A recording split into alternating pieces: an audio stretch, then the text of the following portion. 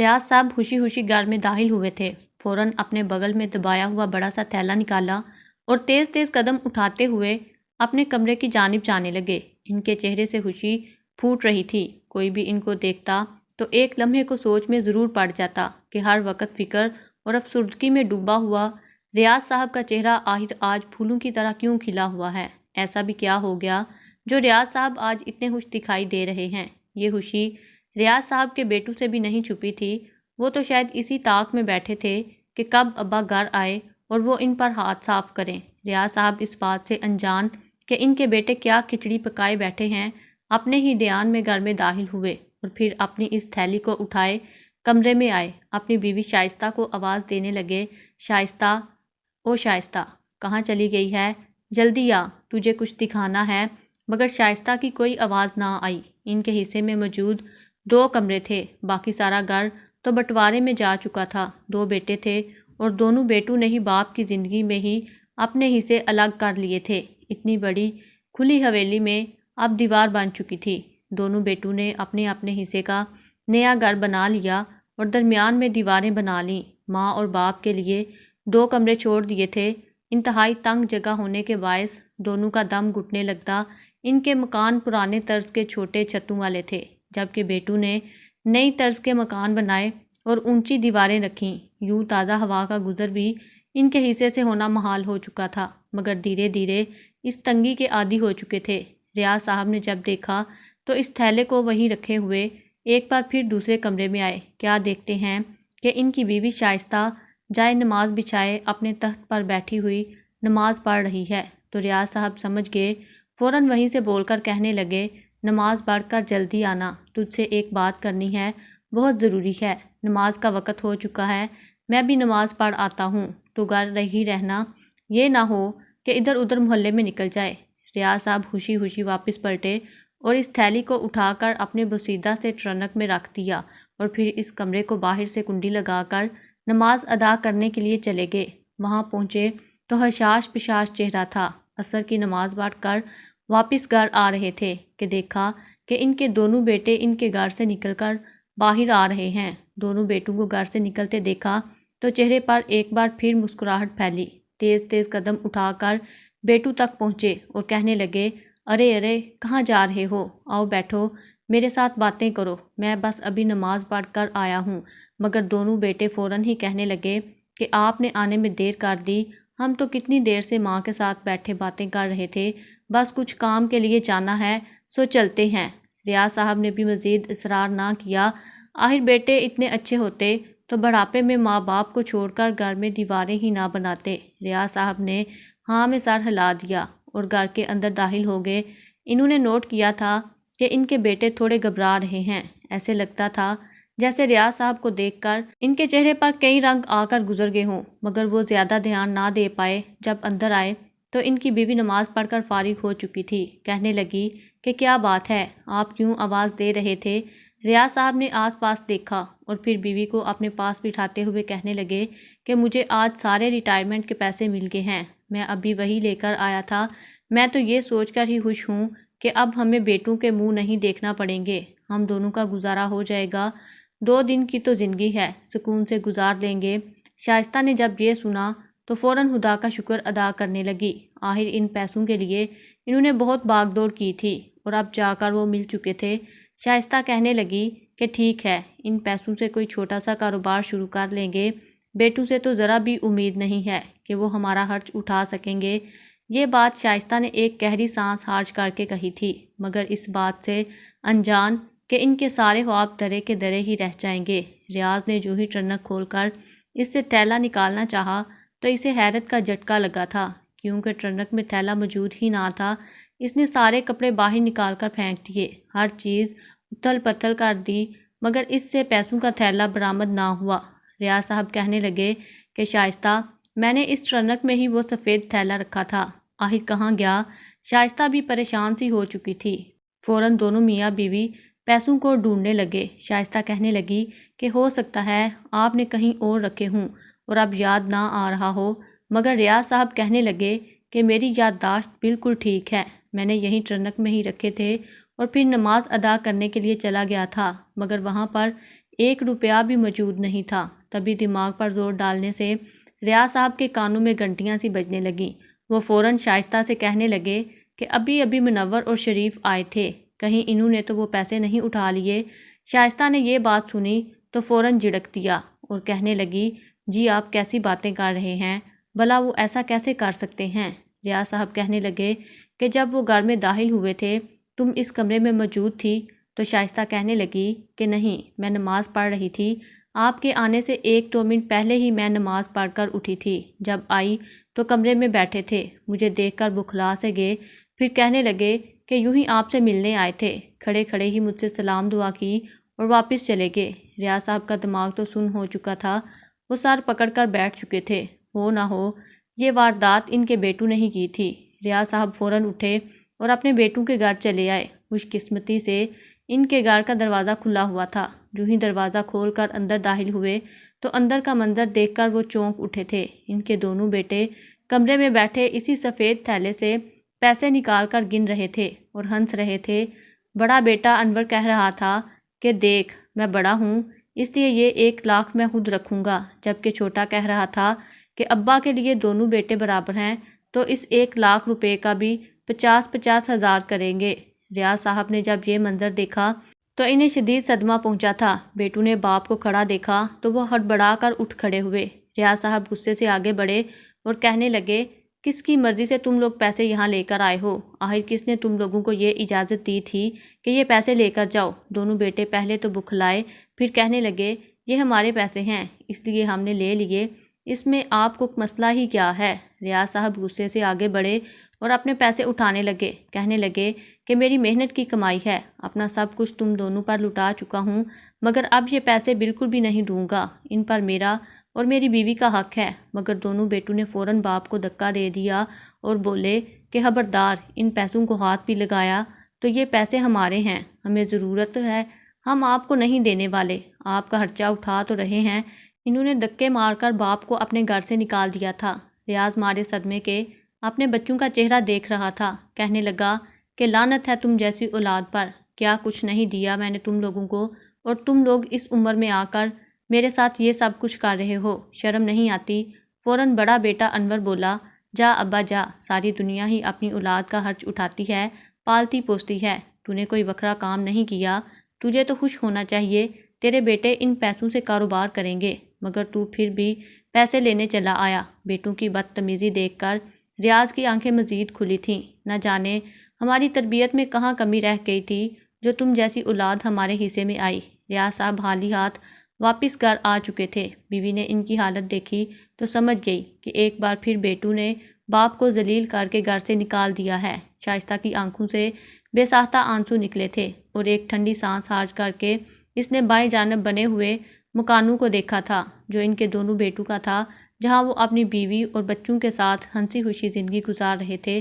دونوں بیٹوں کا کہنا تھا کہ وہ ان پیسوں سے نیا کاروبار شروع کریں گے، مگر ان دونوں نے ادھار ہی اتنا اٹھا رکھا تھا کہ وہ آدھے سے زائد پیسے ادھار میں لگا چکے تھے۔ ریاض صاحب تو اس بات کو دل سے لگائے چارپائی پر لگ چکے تھے، جبکہ شائستہ ان سے کہنے لگی کہ اگر اتنا ہی سوچتے رہو گے تو مریض بن جاؤ گے، میرا بھی تو سوچو، آخر میرا اس دنیا میں تمہارے علاوہ ہے ہی کون؟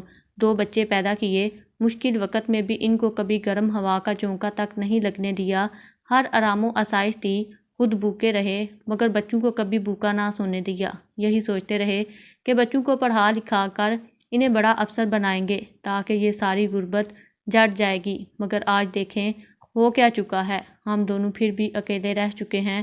پرائے گھر کی آئی لڑکیوں نے تو ہمارے بیٹوں کو ہم سے دور کر کے رکھ دیا ہے۔ ریٹائرمنٹ فنڈ ملنے کے بعد جو پہلے بچے تھوڑا بہت ماں باپ کو خرچہ دے دیا کرتے تھے وہ دینا بھی بند کر دیا۔ جب سارا راشن ختم ہو گیا تو شائستہ ایک روز اپنے بڑے بیٹے کے گھر گئی، کیا دیکھا کہ اس کی بہو کئی قسم کے پھل کاٹ کر رکھے ہوئے ہے، خود بھی کھا رہی ہے، اپنے بچوں کو بھی کھلا رہی ہے، اور بچا ہوا فروٹ ملازمہ کو دے کر کہہ رہی ہے، یہ لو گھر لے کر جانا، بچوں کو دے دینا۔ شائستہ نے یہ منظر دیکھا تو ایک سانس خارج کر کے رہ گئی، مدتیں ہوئی تھی فروٹ کا ذائقہ بھی نہ چکھا تھا۔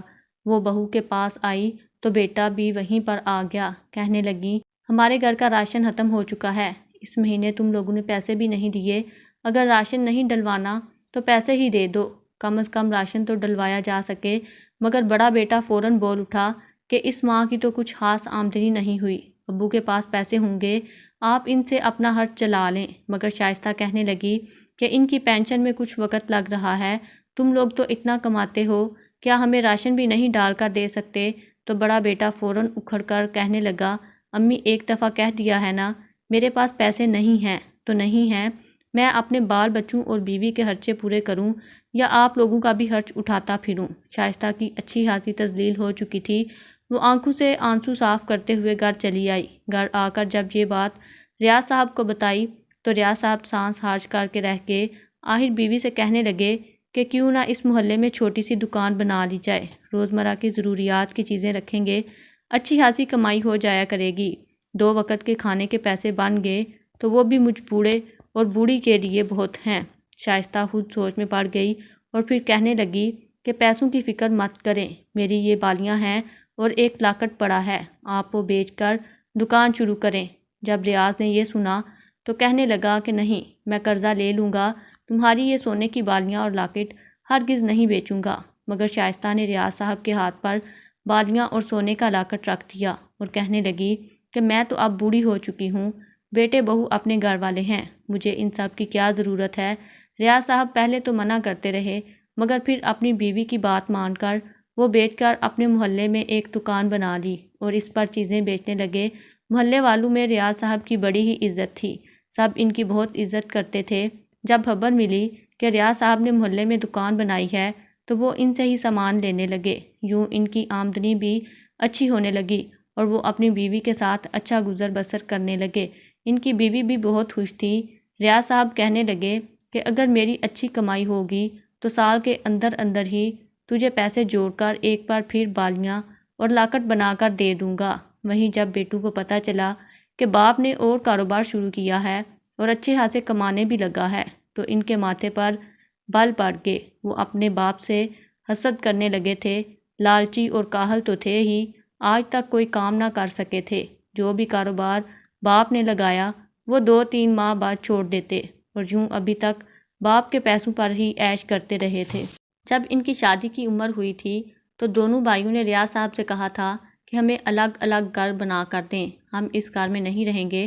ریاض صاحب نے جو جمع پونجی رکھی تھی اس سے دونوں بیٹوں کے لیے الگ الگ گھر بنائے، ان کی شادیاں کروا دیں، مگر شادی کے بعد دونوں بیٹے بالکل ہی اپنی بیویوں کے ہو کر رہ گئے۔ انہوں نے اپنا الگ الگ حصوں میں بسیرا کر لیا اور ماں باپ سے بالکل قطع تعلق کر لیا، یہاں تک کہ درمیان میں دیوار بنا لی۔ اور اب جب ریٹائرمنٹ کے پیسے بھی ختم ہو گئے اور گھر میں راشن بھی ختم ہونے لگا تو دونوں بیٹے منہ اٹھائے باپ کی دکان پر چلے آئے۔ بیٹوں کو دکان پر دیکھا تو چہرے پر ایک مسرت سی دوڑی کہ ہو سکتا ہے کہ بیٹے باپ کی کامیابی دیکھنے کچھ میٹھے بول بولنے آئی ہوں، مگر ایسا کچھ نہ ہوا۔ بیٹے آئے، انہوں نے گھر کا سودا سلف لیا اور بغیر پیسے دیے وہاں سے چلے گئے، کہنے لگے کہ اگلی دفعہ جب سودا لے کر جائیں گے تو ایک ساتھ ہی پیسے دے دیں گے۔ یہ تو پھر ان کا ہر ہفتے کا معمول بن گیا، وہ لوگ آتے اور دکان سے سودا سلف لے جاتے، مگر پیسے کے نام پر ایک پھوٹی کوڑی بھی نہ دے کر جاتے۔ ریاض پہلے تو خاموش رہا، مگر جب تیسری بار بیٹے دکان سے سودا سلف لینے آئے تو سودا دینے سے پہلے ریاض کہنے لگا کہ مجھے پہلے پیسے دو، 2 دفعہ کے پیسے بھی تم لوگوں نے نہیں دیے، میں نے دکان میں مزید سودا لانا ہے، سامان ختم ہوتا جا رہا ہے، تم لوگ پیسے دو گے تو میں آج نیا سودا لے کر آؤں گا۔ اس وقت وہاں پر محلے کے 2-3 اور شخص بھی موجود تھے۔ ریاض کے دونوں بیٹے کہنے لگے کہ چاچا جی، آپ نے دیکھ لیا، باپ ایسے ہوتے ہیں، صحیح ہے ہمارے باپ نے دکان بنا لی ہے، مگر دیکھیں تو صحیح اپنے ہی بیٹوں سے سودے کے پیسے مانگ رہے ہیں، کیا آپ بھی اپنے بیٹوں کے ساتھ ایسا کرتے ہیں؟ وہ شخص فوراً کہنے لگے کہ نہیں نہیں، ہمارے گھر میں تو ایسا کچھ بھی نہیں ہوتا، ہم نے کبھی بیٹوں سے پیسے نہیں لیے ہیں، بلکہ گھر کا پورا خرچ مل جل کر اٹھاتے ہیں۔ ریاض صاحب نے یہ سنا تو ایک گہری سانس خارج کر کے اٹھے کہ میرے بیٹوں نے مجھ سے سبھی رشتے ناطے توڑ دیے ہیں، شادی کے بعد ہی اپنی ہانڈی روٹی الگ کر رکھی ہے، اگر یہ مفت میں سودا لے کر جانا چاہتے ہیں تو پھر انہیں پیسے بھی دینا چاہیے مل کر، جس سے میری دکان آگے بڑھ سکے۔ مگر دونوں بیٹے مفت میں ہی سامان لے کر وہاں سے جا چکے تھے۔ کچھ دن گزرے دونوں نے ایک نیا حربہ اپنا لیا۔ جیسے ہی نماز کا وقت ہوتا، ریاض صاحب نماز ادا کرنے کے لیے دکان سے جاتے تو سامنے ہی دودھ والے کو کہہ جاتے کہ میری دکان کا دھیان رکھنا، میں جلدی سے نماز پڑھ کر آتا ہوں۔ ان کے جاتے ہی کبھی بڑا تو کبھی چھوٹا بیٹا دکان میں آ جاتا۔ دودھ والا انہیں دیکھتا تو مطمئن ہو جاتا کہ ان کا بیٹا رکھوالی کے لیے آ گیا ہے، مگر انہیں کہاں خبر تھی کہ بیٹے تو باپ کے ہی دشمن بن بیٹھے ہیں، باپ کا خسارہ کرنا چاہتے ہیں۔ وہ دکان میں موجود دراز سے کچھ پیسے نکال کر لے جاتے۔ ایک بار ایسا ہوا، پھر دوبارہ ہوا تو ریاض کو پیسے کم لگنے لگے، مگر دھیرے دھیرے تو سارے پیسے ہی غائب ہونے لگے۔ ریاض صاحب کو دودھ والے پر شک ہوا کہ وہیں پیسے نکالتا ہوگا۔ ایک بار تو وہ دودھ والے سے لڑ بھی پڑے، مگر وہ کہنے لگا کہ تمہارے جانے کے بعد تمہارے بیٹے یہاں آتے ہیں اور میں مطمئن ہو کر اندر آ جاتا ہوں، اس کے بعد کیا ہوتا ہے مجھے کہاں خبر۔ یوں ریاض صاحب جان چکے تھے کہ یہ سب ایک بار پھر ان کے بیٹے ہی کر رہے ہیں۔ وہ دکان تو بالکل خالی ہو کر رہ چکی تھی، جو تھوڑا بہت سامان تھا وہی بیچ کر بمشکل ایک وقت کے کھانے کے پیسے بننے لگے۔ گھر میں راشن تو بالکل ہی ختم ہو کر رہ چکا تھا۔ شائستہ الگ پریشان تھی، ایک دو بار بیٹوں کے پاس بھی گئی اور جا کر کہا کچھ پیسے دیں تاکہ دکان پر سامان ڈالا جا سکے، مگر بیٹے کہنے لگے کہ ہم کہاں سے پیسے دیں، کیا ہم سے پوچھ کر ابا نے دکان بنائی تھی، ہمارے پاس تو 1 روپیہ بھی نہیں ہے۔ ریاض نے کتنی بار بیٹوں سے کہا کہ تم لوگ چھپ کر میری دکان سے پیسے چراتے رہے ہو، جو سودا سلف کے پیسے لے کر گئے ہو وہی لوٹا دو، مگر دونوں بیٹے ہرگز نہ مانے، الٹا ماں باپ کو گالم گلوچ دینے لگے، دھکے دے کر گھر سے نکال دیا۔ دکان بالکل خالی ہو چکی تھی، جو تھوڑا بہت سامان تھا وہ بیچ کر ان پیسوں سے انہوں نے اپنے لیے کچھ کھانا خریدا۔